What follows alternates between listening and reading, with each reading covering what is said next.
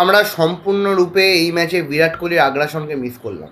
এবং কোথাও না কোথাও মনে হলো যে টিম ইন্ডিয়া যখনই ইংল্যান্ডের 60-70 রান বাকি ছিল তখনও ম্যাচটা জেতা যেত, বার করে যেত। আমরা সেই জায়গাটায় মানে দেখা গেল প্লেয়ারদের বডি ল্যাঙ্গুয়েজ দেখে যে প্লেয়াররা ছেড়ে দিয়েছে, প্লেয়াররা ভাবছিল কখন ম্যাচটা শেষ হবে না। কারণ যখনও 50 রান বাকি ছিল তখনও বুমরা মাঠের বাইরে, বুমরা নামেনি। এবং বুমরা নামার পরও বুমরাকে দিয়ে আর বল করানো হলো না, যদিও বা সে 19 ওভার বল করেছে।